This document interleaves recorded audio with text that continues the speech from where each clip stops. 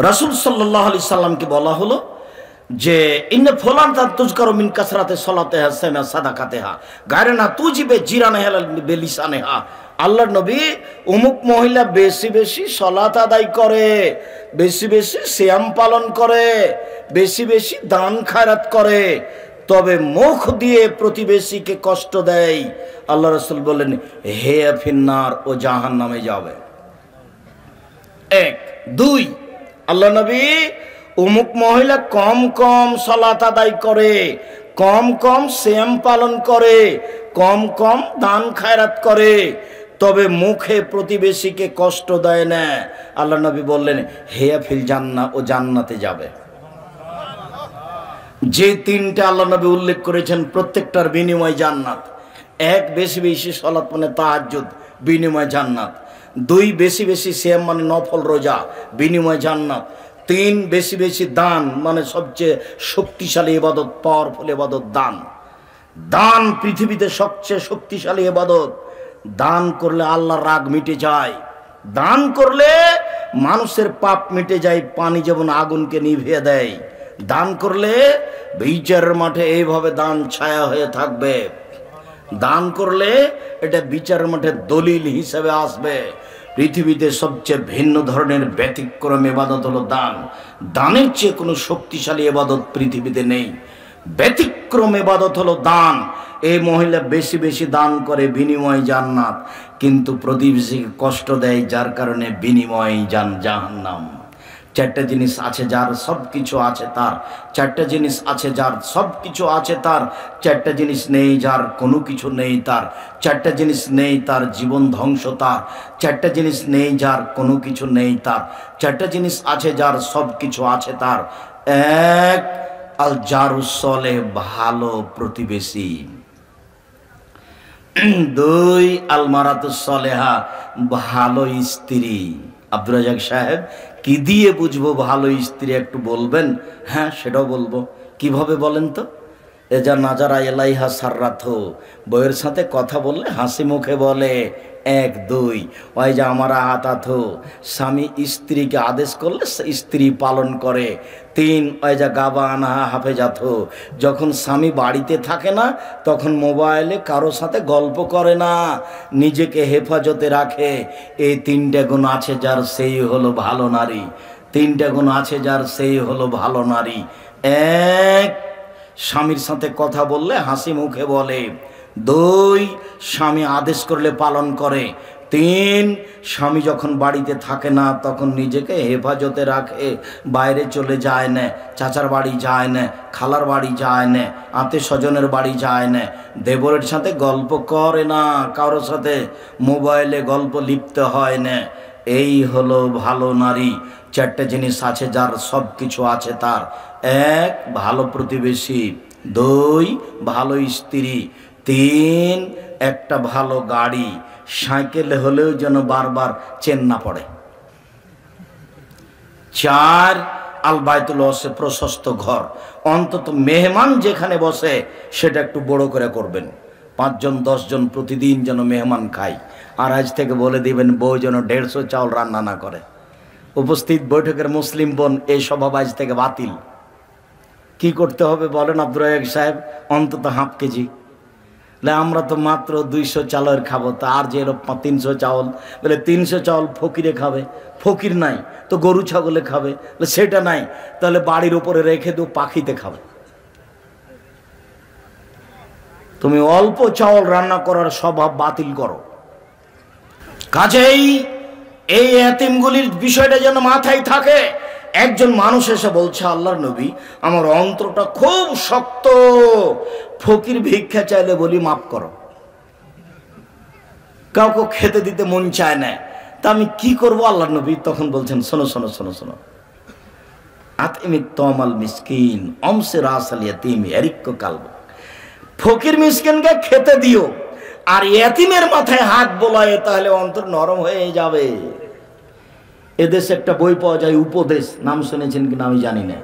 ওই বইয়ের এক আলোচনাতে আছে এই কথা, এই হাদিস দুটাই আছে যে আল্লাহর নবী, আমার অন্তরটা খুব শক্ত, আমি কি করি বলেন তো? তখন আল্লাহ রসুল বলছেন, দুইটা কাজ করো, দুইটা। এক, ফকির মিসকিনকে খেতে দিবা, 2 এতিমের মাথায় হাত বোলাবা, তাহলে তোমার অন্তর নরম হয়ে যাবে। তখন ফকির মিসকিনকে খেতে দিবা। আর আপনাকে তো বলাই আছে আর কখনো 150 চাল রান্না করবেন না, হাফ কেজি থেকে 1.5 কেজি থেকে 3 কেজি। আপনার মায়ের স্বভাবে আপনার বউকে ফিরে যেতে হবে। 150 চাল রান্না করেছেন, দুপুরে মেহমান এসেছে, তখন আপনার স্ত্রী বলছেন কি করবে কি করবে, ভাত দিলে তো সবটি খেয়ে নেবে, এক কাজ করো চানাচুর বিস্কুট দিয়ে বিদায় করে দাও। আপনার মা ঢেঁকিতে ধান ভেঙে ভাত রান্না করতো। আপনার মাকে এখনো জিজ্ঞাসা করেন তো, তার বয়স 80 বছর, কোনোদিন মেহমানকে এভাবে বিদায় করেছে নাকি? আপনার মা ওই চুলা থেকে আগুন বের করে খড়ের সাথে একসাথে দিয়ে ফোঁক দিয়ে জ্বালিয়ে ভাত রান্না করে, এতগুলো মানুষের ভাত রান্না করতে পারেন ঢেঁকিতে ধান ভেঙে। আর আপনার স্ত্রী যেখানে রান্না করে সেখানে ফ্রিজ আছে, গ্যাসের চুলা আছে, সব কিছু আছে, তারপরেও আপনার স্ত্রী নাক সিটকানি দেন, তুমি এত রাতে মেহমান নিয়ে এসেছ, তুমি রাস্তাঘাটে খাওয়াই নিয়ে আসতে পারোনি। বউকে আমি তালাক দিতে বলিনি, তবে আমার পরামর্শ থাকলো, আপনার স্ত্রীকে আপনার মায়ের স্বভাবে ফিরে যেতে হবে, এছাড়া আপনি মেহমানকে মূল্যায়ন করতে পারবেন না। আমার দিনী বোন, আমি আপনাকে কষ্ট দিতে চাইনি, তবে আপনাকে আমি বলতে চাচ্ছি যে মেহমানের জন্য ভাত রান্না করতে শিখুন। দেবর, ভাসুর, ভাগ্নে, ভাগ্নি, স্বামীর ভাই, বন্ধু, শ্বশুরের আত্মীয় স্বজন, সবার জন্য রান্না করার জন্য প্রস্তুত থাকেন, আল্লাহ বরকত দিয়ে দেবে। আপনি 3 মাস করেন, দেখবেন টাকা পয়সা বাড়িতে বেশি হয়ে গেছে, হবেই, বলা লাগবে না। বলে আব্দুর রাজাক সাহেব বলেছেন বাড়ির নাম কি মেহমানখানা, ওটা আমার মা রেখেছে, বাড়ির নাম মেহমানখানা। তো এখন তো আর ওখানে থাকি না, প্রতিষ্ঠানের ভিতরে থাকি। তো এখন আমি প্রতিষ্ঠানে প্রতি মাসে কিছু টাকা পয়সা দিই, আপনি যাবেন প্রতিষ্ঠানে, খাবেন, ইনশাল্লাহ সমস্যা নেই। এরপরে যদি বাসায় পরিবেশ আসে তাহলে আপনাকে খাওয়ানোর ব্যবস্থা করা হবে। মেহমানকে দেখে আমরা ভয় পাই না, হিন্দু হোক আর মুসলমান হোক আর যাই হোক না কেন, 1 দিন হোক না 10 দিন হোক, যেতেই তো চাচ্ছেন না। কখন যে রাজশাহী যাবেন অপেক্ষা আছি। আর বৃহস্পতিবার শুক্রবার অবশ্যই যাবেন, সম্পূর্ণ পরিবার যাওয়ার চেষ্টা করবেন। আমার মনে বড় স্বাদ, আমি এদেশের মাটিতে উন্নত মানের প্রতিষ্ঠান গড়বই ইনশাআল্লাহ। মাসাকিন, ফকির মিসকিনকে খেতে দাও, সম্মান করো, তাহলেই জান্নাত পাওয়া যাবে সহজেই। পৃথিবীর মানুষ শুনে রেখো, ফকির মিসকিনকে যদি খেতে দিতে পারো, একসাথে 3টি বড় কাজের নেকি হবে। 1, আল্লাহর পথে জিহাদ করলে যত নেকি হয়, ফকির মিসকিনকে খেতে দিলে তত নেকি হয়। 2, রাতে তাহাজ্জুদ পড়লে যত নেকি হয়, ফকির মিসকিনকে খেতে দিলে তত নেকি হয়। 3, নিয়মিত নফল রোজা থাকলে শাবান মাসের 1 তারিখ থেকে 15 দিন পর্যন্ত থাকবেন, বৃহস্পতিবার সোমবার থাকবেন, প্রতি মাসে 3 দিন থাকবেন, আরাফার দিন থাকবেন, মুহররমের 2 দিন থাকবেন। নিয়মিত রোজা থাকলে যত নেকি হয়, ফকির মিসকিনকে খেতে দিলে তত নেকি হয়। একসাথে এক কাজে 3 নেকি। আমি যদি বুঝাতে না পারি তাহলে আমি অক্ষম, বুঝাতে পারলাম না। 1 কাজে 3 নেকি, 3টায় কোনোটাই কম নাই। 1, আল্লাহর পথে জিহাদ, বিনিময় জান্নাত।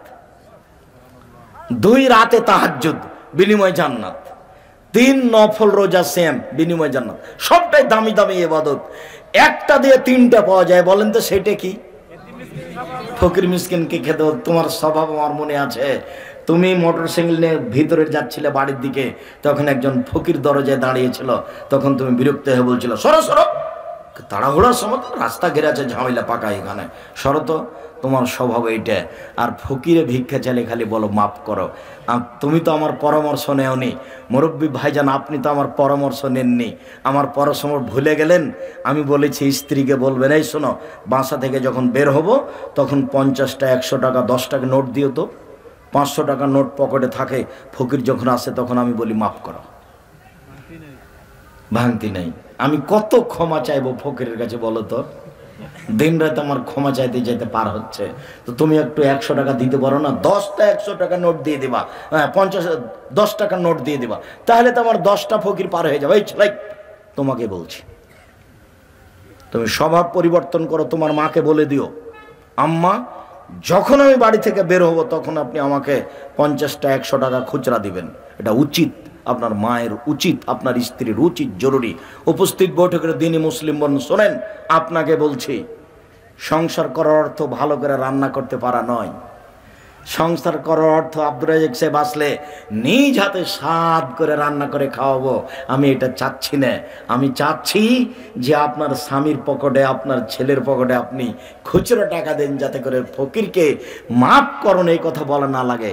আমি নিজে যখন বাড়ি থেকে বের হতাম তখন আমার মা বলতেন, কি দিয়ে যে বুঝতাম এটা বুঝি না, আমার মা তো নিরক্ষর, আমাকে বলতেন যে বেটা ছেড়ে বাড়ি থেকে বের হলে খালি টাকায় বের হতে হয় না। তখন আমার মা কিছু খুচরা টাকা দিত আমার সাথে, আর বলে দিত যে ফকির মিসকিন চাইলে এটা দিবা। আমরা বাড়িতে তো এই ভাষে চেষ্টা করি। এখন আপনাকে আমি কতদিন থেকে বলে আসছি, কেন জানি আপনার স্বভাব পরিবর্তন হয় না। দাড়ি এখনো ছোটই করছেন, তা আমি কতদিন থেকে বলছি ছোট করা যাবে না। দাড়ি এখনো চাঁচছেন, কতদিন থেকে বলছি দাড়ি চাঁচা যাবে না, এখনো প্যান্টটা টাকানোর নিচে আছে। এখন আপনি দোকানে বসে আড্ডা পিটেন, কতদিন থেকে বলছি জীবনে 4 টাকার জরুরি।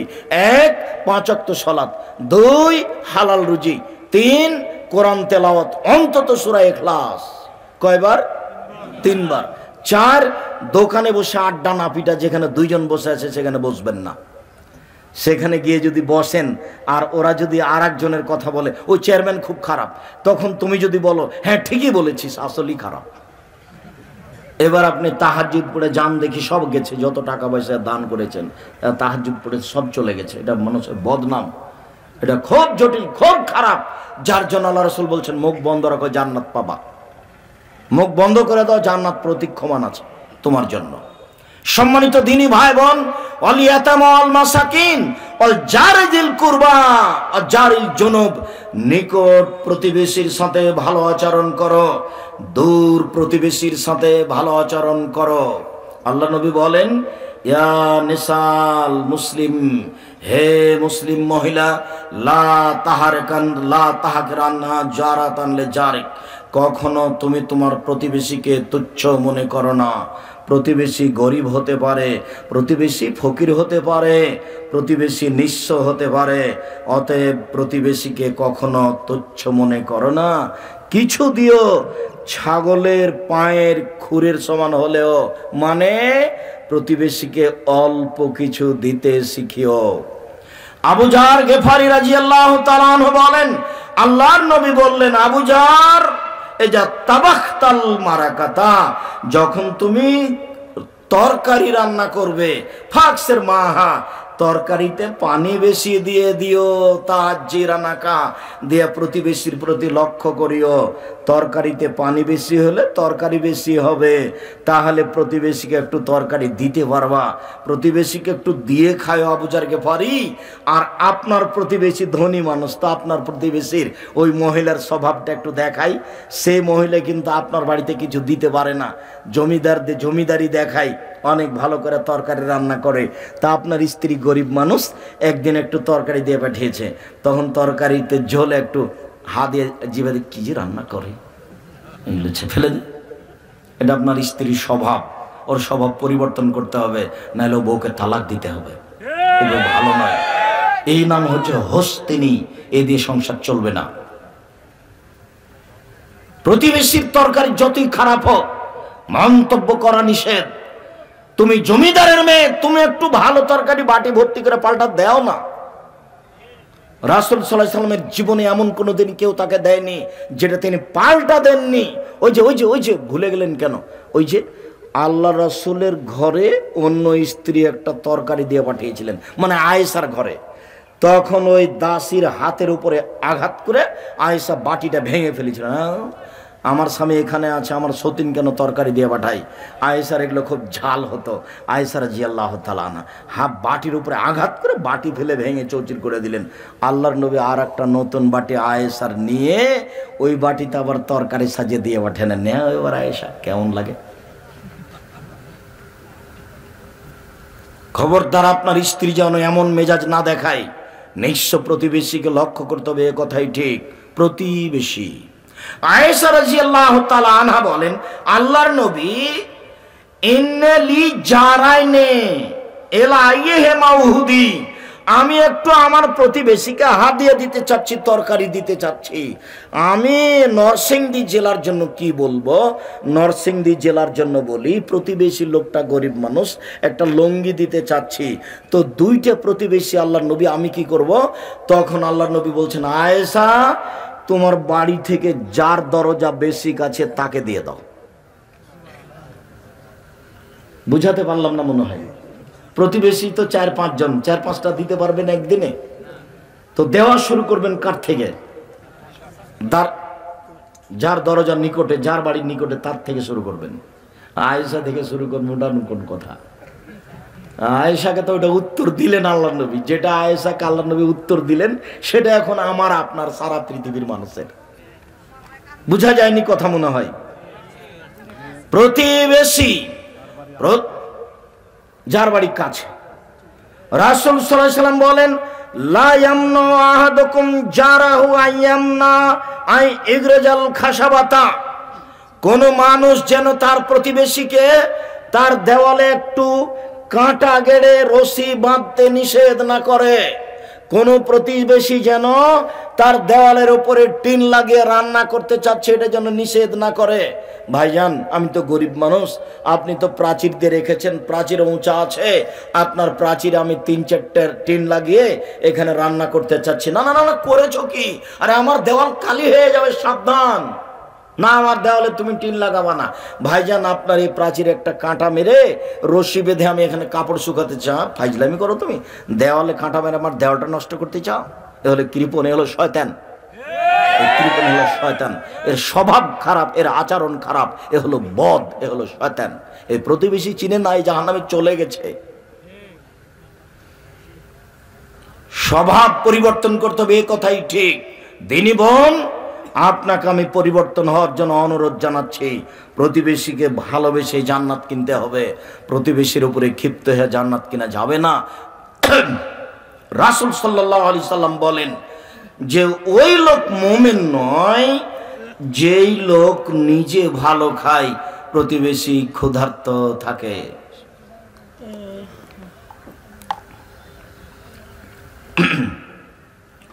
একটা লোক এসে বলছে, আল্লাহর নবী, কাইফা আলমানে আহসান্ত আসাত, আমি যে ভালো মানুষ এটা আমি কি দিয়ে বুঝবো?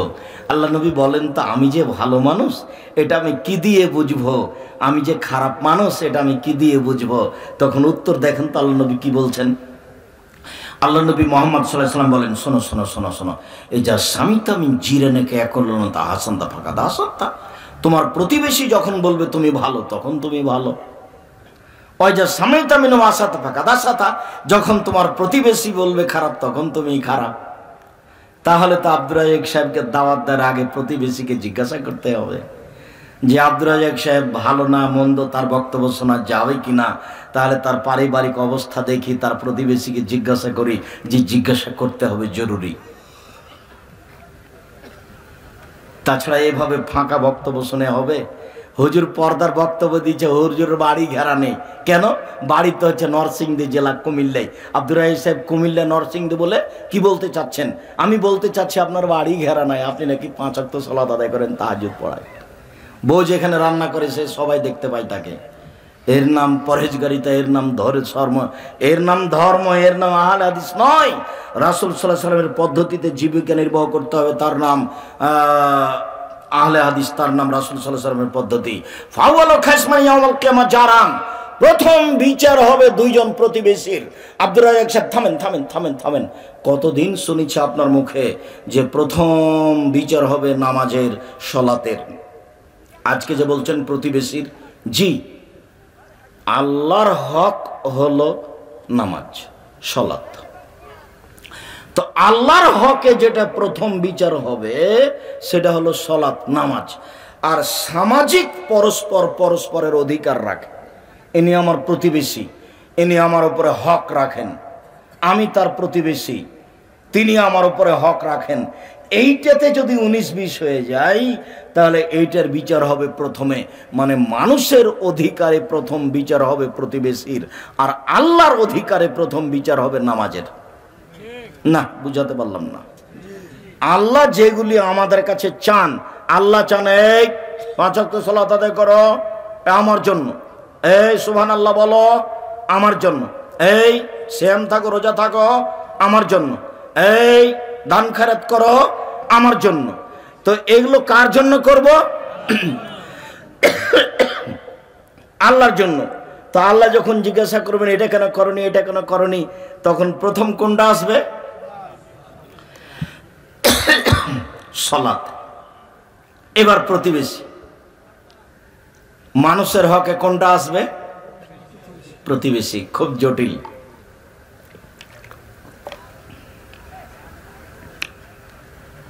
আলোচনার শেষে চলে আসলাম। দুই একটা হাদিস। রাসূল সাল্লাল্লাহু আলাইহি সাল্লাম বলেন, আল্লাহু লা ইউমিনুল জান্নাহ, আল্লাহু লা ইয়াদখুলুল জান্নাহ মান লা ইয়ামান জারহু বাওয়াইকাহু। আল্লাহর কসম, ও জান্নাতে যাবে না যে তার প্রতিবেশীকে কষ্ট দেয়। কথা আল্লাহ বলেন, এই কথা আল্লাহর নবী বলেন। অবিদিল কুরবা, পৃথিবীর মানুষ, নিকট আত্মীয়র সাথে ভালো আচরণ করো। পৃথিবীতে সবচেয়ে নিকট আত্মীয়কে জানেন? ভাই। যদিও চাঁপাইনবাবগঞ্জের ভাষাতে একটা কথা আছে, ভাই ভাই ঠাই ঠাই। সবাই পৃথক। তিন ভাই একই মায়ের পেটে জন্ম নিয়েছি, একসাথে খাচ্ছিলাম, থাকছিলাম। আমার মা কত আমাকে আদর করে আমাদের তিন ভাইকে বসিয়ে খাওয়ালো একসাথে। আমার মা কত মাথায় হাত দিয়ে আদর করে লালন পালন করে একসাথে খাওয়ালো। এখন দেখি আমি বিবাহ করেছি, আমি উপার্জন করি, আমার মতো খাই। আমার ভাই বিবাহ করেছে, ও উপার্জন করে তার মতো খাই। আর একজন ভাই বিবাহ করেছে, উপার্জন করে তার মতো খাই। এখন নাকি কেউ কারো নয়। জমি জায়গার ভাগ নিয়ে এমন মারামারি লেগে গেল, কোর্ট কাচারি হলো। আমাদের গ্রামে ভাই ভাই গন্ডগোল লেগে ঢেঁকি কেটে ভাগ করে নিয়েছিল। ঢেঁকি কেটে ভাগ করে নিয়ে কি হবে? আপনাকে এখানে একটা কথা বলে যাচ্ছে, আপনাকেই বলছে, এই ছেলে, তোমাকে বলছি, তুমি তোমার মাকে বলে দিও, তোমার মা আর তোমার চাচি, তোমার চাচি বড়, তোমার মা ছোট। গন্ডগোল কিন্তু তোমার চাচির কারণে হয়েছে। তোমার চাচি বড়, এই বাড়ির বড় বউ, তোমার মা ছোট। গন্ডগোল তোমার চাচির কারণে হয়েছে। তোমার মাকে হাত ধরে ক্ষমা নিতে হবে, পরিস্থিতি কন্ট্রোল করতে হবে তোমার মাকেই। তোমার মাই ছোট, এই আচরণ তোমার মাকেই দেখাতে হবে। আপনারা দুই ভাই, গন্ডগোল হয়েছে আপনার বড় ভাইয়ের কারণে ঘটেছে এইসব গন্ডগোল, হইচই জমি জায়গা ভাগ নিয়ে। আপনাকে হাত ধরে ক্ষমা নিতে হবে, আপনি লাভ দিয়ে উঠিয়েন না, হ্যাঁ ওই গন্ডগোল বাঁধিয়েছে, আমি হাত ধরতে যাব কেন? আল্লাহ রাসূল বলছেন যে ছোটকেই সম্মান করতে হবে, বড়কে। তার নাম শরীয়ত, তার নাম সদাচরণ। সদাচরণ, ভাই ভাই, এ হলো নিকট আত্মীয়। পৃথিবীর মানুষ সবাইজুল কুরবা, তোমরা নিকট আত্মীয়র সাথে সদাচরণ করো, মানে ভাইয়ের সাথে সদাচরণ করো, জায়ের সাথে সদাচরণ করো। জায়ের সাথে যা ভালোভাবে চলবে, একটুতে গন্ডগোল করতে পাবে না। জায়ের ছেলে আরেক জায়ের ছেলেকে মেরে দিয়েছে, তো যেই জায়ের ছেলে মেরেছে ওই ছেলেটাকে বাদ দিয়ে যেই ছেলেটা কাঁদছে, এই মহিলার উচিত হবে তাকে কোলে নেওয়া, যে ছেলেটা কাঁদছে। কেননা যে ছেলেটা কাঁদছে তার মা পাল্টা গালি দিতে পারে, তখন একে মুখ বন্ধ করতে হবে, ও যা বলছে বলে নে। নইলে ভাই ভাইয়ের সম্পর্ক টিকানো যাবে না। সবচেয়ে কঠিন আল্লাহর সাথে সদাচরণ করা। আল্লাহর সাথে সদাচরণ কেটে যায় শিরক করলে। তারপরে কঠিন বাপ মায়ের সাথে সদাচরণ করা। জোরে বাপ মায়ের সামনে কথা বললে সদাচরণ কেটে যায়। হ্যাঁ, তোমাকে বলেছিলাম যে তুমি বাজারে যাও না, তবু তুমি গেলে কেন? এরকম ভাষা বললেই সদাচরণ কেটে গেছে। তারপরের সদাচরণ হলো ভাইয়ের সাথে। ভাই আগে কথা বন্ধ করেছে, সেই জন্য আমিও বন্ধ করেছি, কথাই বলি না। অবেদিল কুরবা ওয়াল ইয়াতামা, এতিমের সাথে সদাচরণ করো। এবার ওই কথাটি এসেছে যা সহজেই জান্নাত পাওয়া যায়। আবু মুসা আশআরী রাদিয়াল্লাহু তাআলা আনহু বলেন, রাসূল সাল্লাল্লাহু আলাইহি সাল্লাম বলেছেন, কাফিরুল ইয়াতিম আনা ওয়া কাফিরুল ইয়াতিম হাকাদা ফিল জান্নাহ। আমি মুহাম্মদ সাল্লাল্লাহু আলাইহি সাল্লাম এবং যে এতিমের লালন পালন করে সে জান্নাতে এইভাবে থাকবো। তখন তর্জনীয় মধ্যমা, এই মেয়ে কথা বলছো নাকি তুমি? তোর মাথায় কাপড় নেই কেন? তুমি ফ্যাশন বোরকা পরে আছো কেন? ফ্যাশন বোরকা পরেছো কেন?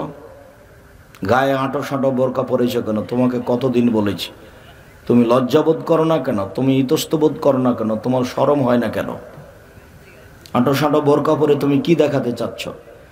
উপস্থিত বৈঠকের দিনী মুসলিম বোন, আপনাকে আমি এভাবে বলে কষ্ট দিতে চাইনি। শুনুন, আপনাকে আমি বলেছি যে আপনি সালোয়ার কামিজ মেক্সি চাদর পরেন, এটা আমার পরামর্শ। তারপরে বলেছি যদি শাড়ি পরেন তাহলে 2 ছাঁটের ব্লাউজ পরতে হবে, যার হাত হবে কবজি পর্যন্ত, নিচের দিক কোমরের নিচে চলে যাবে। আর শাড়ি পরে বাড়ির বাইরে গেলে পা মোজা পরতে হবে। কেন? পা মোজা না পরে শাড়ি পরে যদি রিক্সাতে উঠে তাহলে হাঁটু পর্যন্ত পা দেখা যাবে। অতএব সালোয়ার কামিজ মেক্সি চাদর পরতে হবে, এটাই ঠিক। আপনাকে আমি এটাই পরতে বলছি। বোরকা পরেন, যে বোরকা পরেছেন সেটা ভালো আছে, তবে আঁটো সাঁটো কেন, ঢিলা ঢালা বোরকা পরেন।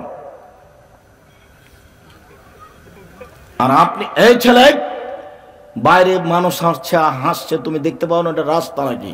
আজকে আমি কন্ট্রোল করব পরিবেশ। দাওয়াত দিয়ে নিয়ে এসেছো তোমরা, জনগণ তোমরা করো। ওইখানে একজন দাঁড়াতে বলো, মধ্যে একজন ওইখানে দাঁড়াতে বলো। ওর বিবেচনা আছে, হ্যাঁ হ্যাঁ করে হাসছে, আমি এখানে কথা বলছি, হাসে কোন লজ্জায়? ওর হিসাব নিকেশ আছে, ও কি বক্তব্য শুনতে এসেছে? ও আড্ডা পিটতে এসেছে, আড্ডা পিটতে বেড়াচ্ছে। ওর কোন লজ্জায় আমি কথা বলছি ওখানে ই করে হাসে? একটু লজ্জা হয় না তোমার? একটু শরম হয় না তোমার? একটু হায়া হয় না তোমার? একটু ইতস্তবোধ হয় না তোমার? তোমার এখানে বক্তব্য দিতে হবে, আমি আব্দুর রাজ্জাক আমার এখানে ঠেকা বেঁধেছে? তুমি দোকানে বসে আছো কেন? এখন তোমাকে চা খেতে হবে, কে বলেছে? বসে গল্প করছো কেন? আমি আব্দুর রাজ্জাক বিন ইউসুফ বলছি, আল্লাহে আল্লাহর কসম, আল্লাহে আল্লাহর কসম, আল্লাহে আল্লাহর কসম, 33 বছরের মধ্যে 31 বছরের মধ্যে আমি কোনোদিন অপ্রয়োজনীয় বাক্য বলিনি। 90 সাল থেকে বক্তব্য দিচ্ছি, কোনোদিন অপ্রয়োজনীয় বাক্য বলিনি, কোনোদিন কেসা কাহিনী বলিনি, কোনোদিন কোনো মানুষের বিরুদ্ধে কথা বলিনি। এই 90 সাল থেকে না আজ পর্যন্ত কোনোদিন মানুষের কাছে পথ খরচ পাথেও চাইনি। তুমি বিরুদ্ধে বলে কি হবে? তুমি কি করতে পারো? তুমি কি জানো? তুমি কি বুঝো? দীর্ঘ 90 সাল থেকে না আজ পর্যন্ত 31, 32, 33 বছরে আমি কোনোদিন আমার একটা পদক্ষেপ আমার স্বার্থে কোনোদিন ফেলিনি।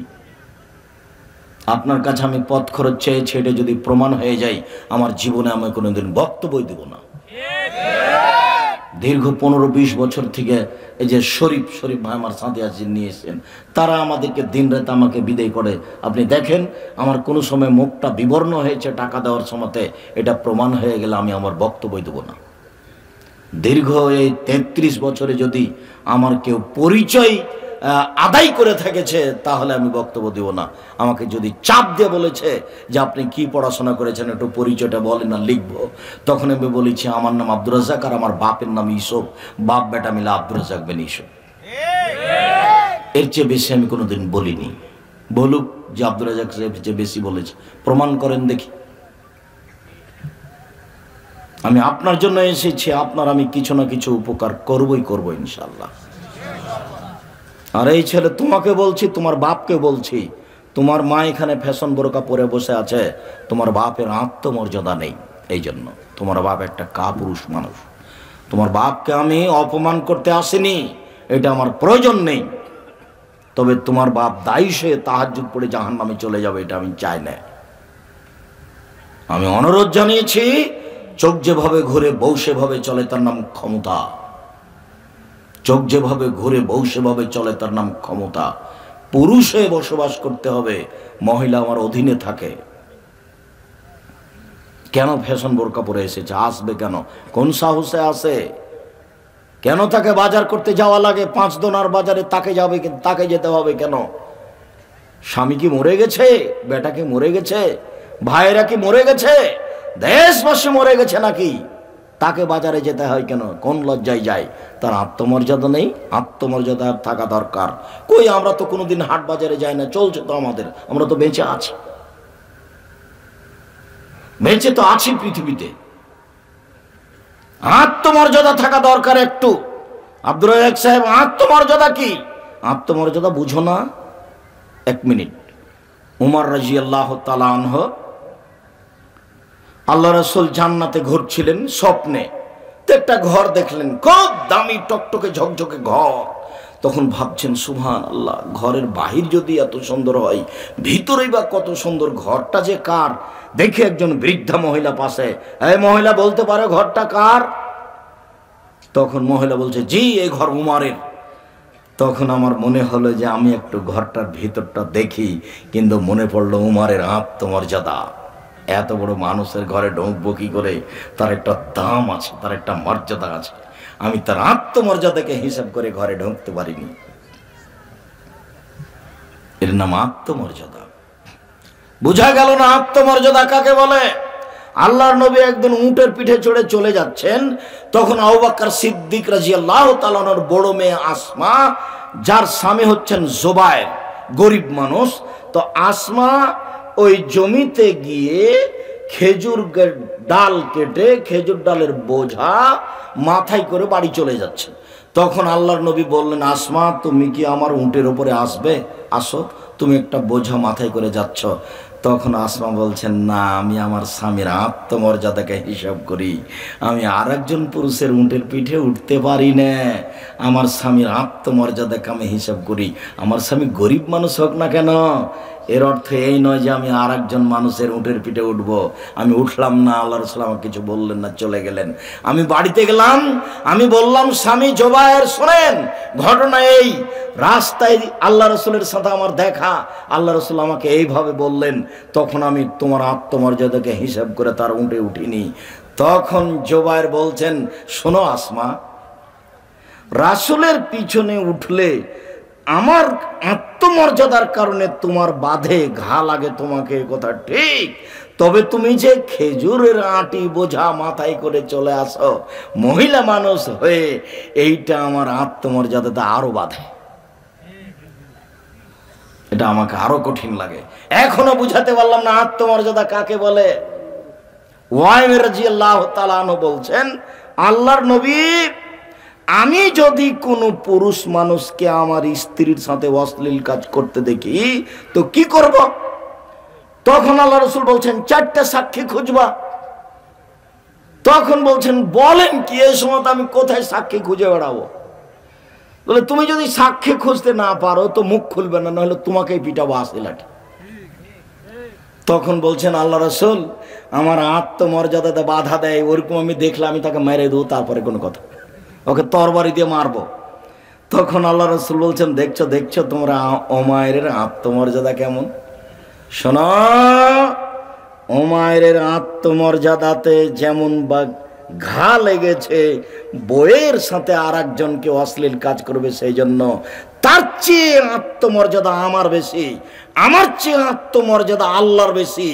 আল্লাহ যখন কাউকে জেনা করতে দেখে তখন তার আত্মমর্যাদাতে ঘা লাগে। ছি ছি ছি, আমি তো নারীর ব্যবস্থা করেছি, আমি তো বইয়ের ব্যবস্থা করেছি, বই একটা করুক না, 2টা করুক না, 3টা করুক না, 4টা করুক না, আগে সে জেনা করতে গেল কেন? এইটা দেখে আল্লাহর কাছে সবচেয়ে বেশি আত্মমর্যাদা বাঁধে। এর নাম আত্মমর্যাদা।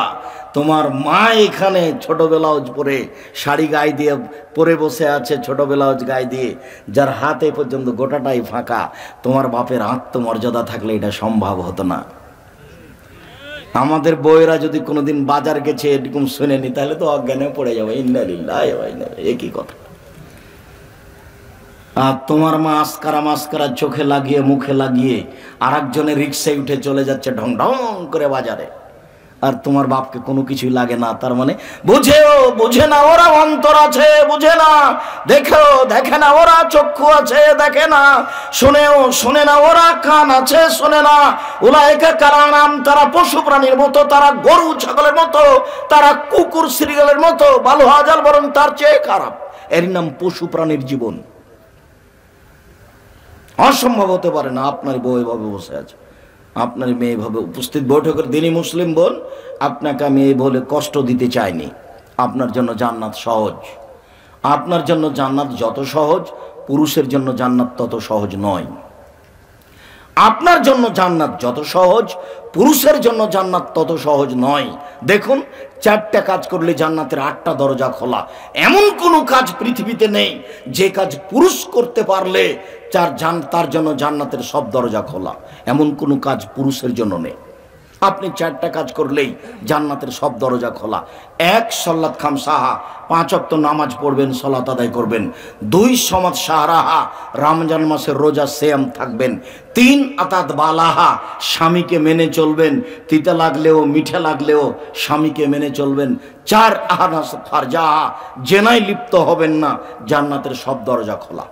জান, আমি এ কথা বলিনি, এ কথা মোহাম্মদ সাল্লাল্লাহু আলাইহি সাল্লাম বলেছেন। আব্দুর রাজ্জাক সাহেব, লজ্জার কথা আপনাকে আমি বলতে পারি না, আমার জেনা ঘটে গেছে, এখন কি করা যায়? যদি জেনা ঘটে গিয়ে থাকে আর কোনোদিন জেনা করবেন না, তওবা করেন। এই পথ যদি আপনি বন্ধ করতে পারেন, তাহলে আল্লাহ বলেছেন অনাহা নাফসা আনিল হাওয়া ফাইনাল জান্নাতু হিয়াল মা। পৃথিবীর মানুষ শুনে রেখো, আল্লাহ ঘোষণা দিয়ে বলছেন, তোমরা যদি অশ্লীল কাজকে বন্ধ করতে পারো, আমি আল্লাহ তোমাদেরকে জান্নাতুল মাওয়া দিয়ে দিলাম। পুরুষ নারী যদি অশ্লীল কাজ বন্ধ করতে পারে, অতএব বোকা ছেলে তোমাকেই বলছি, এই বোকা মেয়ে তোমাকেই বলছি, এই বড় মোবাইল হাতে নিয়ে ল্যাংটা মেয়ে দেখে, জেনা দেখে পরকাল ধ্বংস করিয়েন না। এইভাবে আপনার ওই মনের অনুসরণ করিয়েন না, নইলে জাহান্নাম নিকটে আছে। আপনি এই পথ বন্ধ করেন, জান্নাত হবে ইনশাআল্লাহ। উপস্থিত বৈঠকের মুসলিম বোন, আপনাকেই বলছি, শুনুন, জেনার জন্য দুশ্চিন্তা করবেন না, তওবা করেন। আর কোনোদিন এই কাজে হাত দিবেন না, পা লাগাবেন না, পা বাড়াবেন না। জান্নাতের সব দরজা খোলা, জান্নাতুল মাওয়া খোলা। আল্লাহকে কিছু বলেন, আল্লাহ শোনার জন্য প্রতীক্ষমান আছেন। আব্দুর রাজ্জাক সাহেব 4 নম্বর গেল, কিন্তু আমার স্বামীর মুখ খুব খারাপ, সর্বদা আমাকে গালি দেয়। আব্দুর রাজ্জাক সাহেব, আমার স্বামীর হাত খুব খারাপ, যখন তখন মারে। দুঃখিত, আপনাকে আমি দিনী বোন হিসাবে পরামর্শ দিচ্ছি, স্বামী যতই খারাপ হোক, যতই গালি দেখ, আপনি একটু ধৈর্যের পরিচয় দেন, ভালো হবে। প্রতিবাদ করিয়েন না,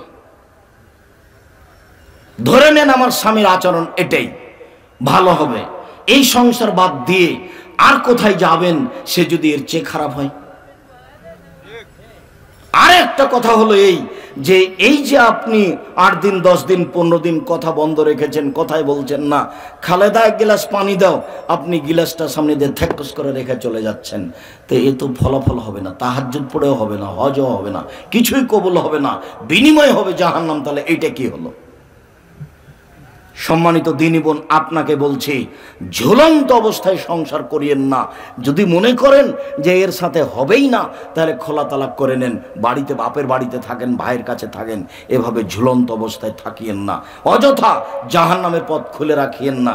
তারপরে আমি বলছি যে, আপনার স্বামী যতই খারাপ হোক, সংসার করে ফেলেছেন, বাচ্চা কাচ্চা হয়ে গেছে, সব ফেলে দিয়ে ধৈর্যের পরিচয় দিয়ে তার সাথে চলার চেষ্টা করেন, তার কথা শোনার চেষ্টা করেন। আর আপনাকে বলছি, বউয়ের উপরে মুখ খারাপ করে কথা বলবেন না, বউকে কোনো সময় গালি দিবেন না, বউকে কোনো সময় নিন্দা করবেন না। ও হচ্ছে আনন্দ তৃপ্তির বস্তু। যেখানে আনন্দ আছে, যেখানে তৃপ্তি আছে, যেখানে ভালোবাসা আছে, স্বর্ণ দিয়ে ঘর বানালে অত শান্তি হবে না। বউয়ের কাছে যত শান্তি তৃপ্তি আছে, মখমল দিয়ে বিছানা সাজালে অত শান্তি হবে না। বউয়ের কাছে যত শান্তি তৃপ্তি আছে, এ কথা আমি বলিনি, এ কথা আল্লাহ তাআলা বলেছেন। যেখানে আছে শান্তি, যেখানে আছে তৃপ্তি, যেখানে আছে ভালোবাসা, সেখানে আপনি গালি দিবেন কেন, মারবেন কেন, কটু কথা বলবেন কেন? একবার যদি বলেন তোমার ঠোঁটটা মোটা, 10 বছর আপনাকে ভালোবাসতে পারবে না। একবার যদি বলেন রংটা কালো, তাহলে 10 বছর আপনাকে ভালোবাসতে পারবে না। আপনি দিন রাত প্রশংসা করেন, ও খালি প্রশংসা প্রিয়, বেশি প্রশংসা করলে সারা রাত পাঁটি বেঁধে। তা আপনার বোকামির কারণে আপনার কাছে ও সেবা করতে পারে না। নাম ধরে কাজ করবেন, কাজ করতে বলবেন, খালেদা জুতাটা নিয়ে আসা, তো নিজে খুঁজবেন না।